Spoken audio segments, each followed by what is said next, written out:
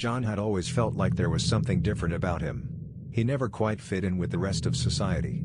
He thought it was just because he was a bit eccentric, but one day, everything changed. It was a dark and stormy night, and John was driving home from work. As he was driving, he saw a figure on the side of the road. He pulled over to help, but as he got out of his car, he noticed something strange. The figure wasn't human, it was a monster. Who are you?" John stammered. The monster turned to face him. "You know who I am, John. You've always known. You just didn't want to admit it." John's heart sank. "What are you talking about?" The monster stepped closer to him. "You're one of us, John. You're a monster, just like me." John tried to back away, but the monster was too fast. It grabbed him by the arm and pulled him closer. "You can't run from your true nature, John. Embrace it. Embrace what you are." John felt a surge of anger rise up inside of him. He pulled away from the monster and lunged at it. They tumbled to the ground, wrestling with each other in the rain. As they fought, John began to feel something strange happening to his body. His bones started to shift, and his skin began to stretch and contort. Suddenly, everything became clear. The monster was right, John was one of them. He had been living as a human all his life, but he was really a monster. As the transformation completed, John stood up, towering over the monster. He let out a deep, guttural roar, reveling in his newfound power. The monster looked up at him, a smile spreading across its face. "Welcome to the family, John."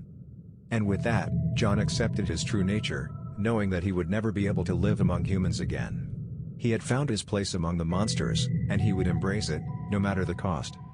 John looked down at his hands, now clawed and monstrous. He couldn't believe what was happening to him. He had always felt different, but he never expected this. What am I?" he asked the monster. "You're a werewolf, John. One of the strongest and most feared creatures in the world," the monster replied. John's mind was racing. He couldn't comprehend what was happening to him. How did this happen?" "It's in your blood, John. You were born this way. But you've been living as a human for too long. It's time to embrace your true nature." John felt a mixture of fear and excitement. He had always felt like he was meant for something greater, but he never imagined it would be like this. What do I do now?" he asked. "Come with me. I'll show you the ways of the pack," the monster said, extending a hand. John hesitated for a moment, but then he took the monster's hand. He knew that there was no going back now. Together, they walked into the woods, leaving John's human life behind. As they walked, John felt his senses sharpening. He could smell the rain, the damp leaves, and even the fear on his companion's skin. They reached a clearing where a group of other werewolves were waiting. They welcomed John with open arms, showing him the rituals and traditions of the pack. For the first time in his life, John felt like he belonged. He had found his true family among the monsters, and he knew that he would never leave their side. As the night went on, they howled at the moon, celebrating John's transformation. He felt a sense of power and freedom that he had never known before. He was a monster, but he was also so much more. And as the night drew to a close, John knew that he had finally found his true purpose. Days turned into weeks, and weeks turned into months. John had fully embraced his new life as a werewolf, and he had become a respected member of the pack. He had never felt so alive. One day, as they were out hunting, John caught the scent of something familiar. It was the scent of a human, and it was coming from a nearby village. "Wait, I smell something," John said, lifting his nose to the air. The other werewolves looked at him quizzically. "What is it?" "It's a human. I know that smell. We need to go check it out," John said. The other werewolves looked hesitant. They had been taught to stay away from humans, to keep their existence a secret. But John was determined to investigate. They made their way to the village, staying in the shadows to avoid detection. John could feel the adrenaline coursing through his veins. He had never been this close to humans since his transformation. As they crept through the village, they saw a group of humans huddled together in fear. They were talking about a monster that had been terrorizing the village, attacking people in the night. John's heart sank. He had never thought about the harm that his kind could cause to humans. He had been so focused on embracing his true nature that he had forgotten about the consequences. "We need to do something," John said, turning to the other werewolves. "We can't let innocent people suffer because of our actions." The other werewolves looked hesitant, but John was determined. He knew what he had to do. That night, They tracked down the monster that had been terrorizing the village. It was a creature unlike any John had ever seen before, a massive beast with razor-sharp teeth and claws. As they prepared to fight, John felt a sense of determination wash over him. He knew that he was a monster, but he also knew that he had the power to make a difference. They fought with all their might, but it was John who landed the final blow. He felt the creature's blood on his claws, and for a moment, he felt a twinge of guilt. But then he looked up and saw the grateful faces of the humans from the village. They were no longer afraid, and John knew that he had made the right choice. From that day on, John became a protector of humans, using his strength and his powers for good. He was still a monster, but he had found a way to come to terms with his true nature. And in doing so, he had found a new purpose, to make the world a safer place for all. As the months passed, John continued to protect humans and fight off any monsters that posed a threat. The other werewolves in the pack had come to respect him, and they had even started to follow his lead. But one night, as John was patrolling the outskirts of the village, he heard a faint cry for help. He followed the sound, his senses on high alert. As he got closer, he saw a group of humans surrounded by a pack of vicious vampires. They were outnumbered, and John knew that they needed his help. He charged at the vampires, his claws and teeth bared.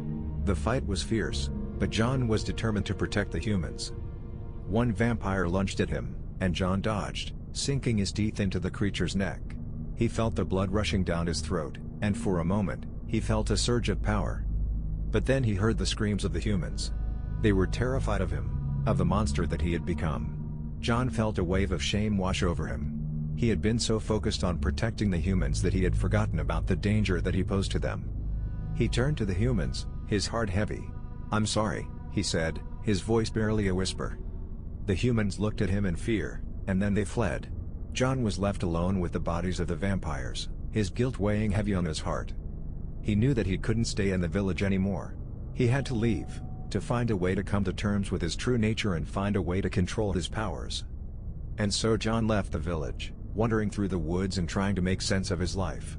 He knew that he was a monster, but he also knew that he had a responsibility to use his powers for good.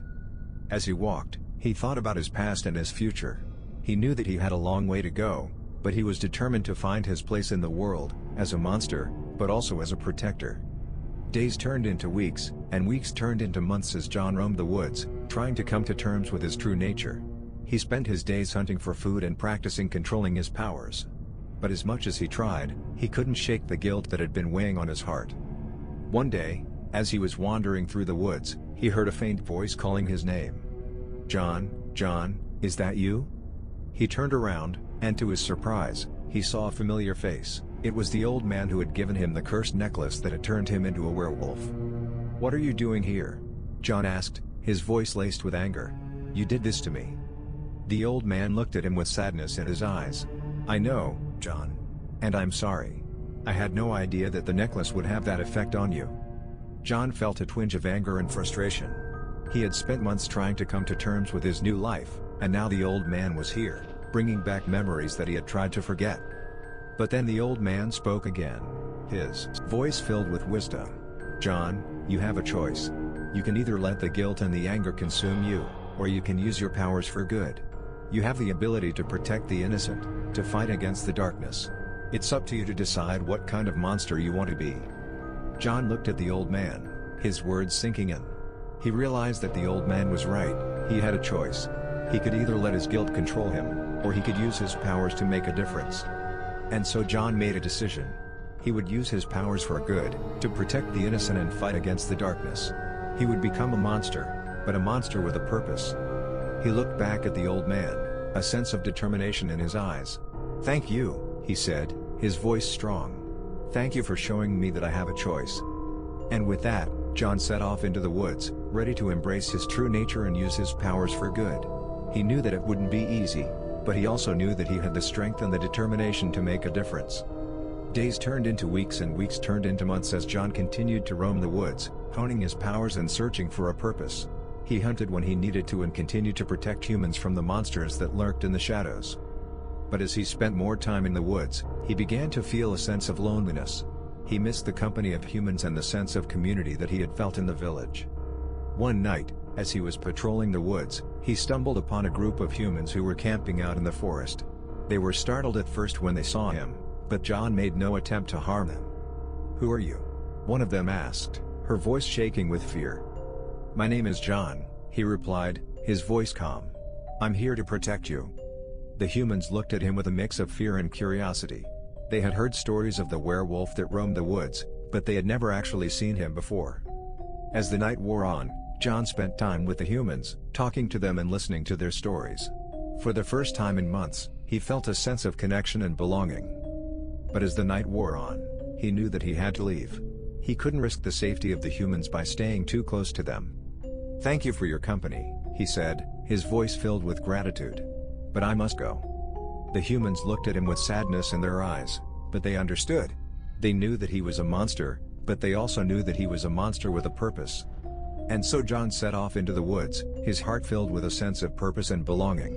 He knew that he would continue to protect humans from the monsters that lurked in the shadows, but he also knew that he didn't have to do it alone. As he walked, he thought about the humans he had met that night and the sense of connection that he had felt.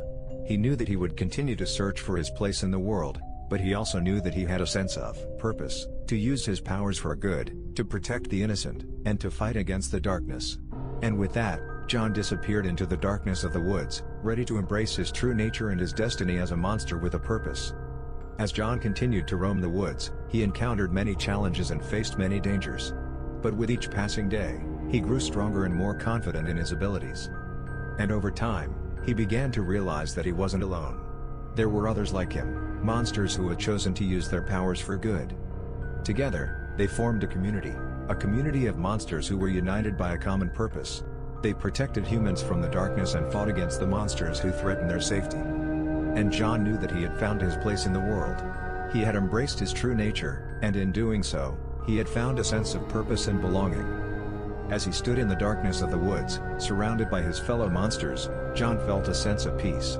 He knew that he had come a long way since the day he had discovered his true nature, and he knew that his journey was far from over. But he also knew that he had the strength and the determination to face whatever challenges lay ahead. And with that, he raised his head and let out a long, mournful howl, a howl that echoed through the night and filled the hearts of those around him with a sense of hope and courage. For John had become a monster, but he was a monster with a purpose, a monster who protected the innocent and fought against the darkness. And he knew that he would never be alone again.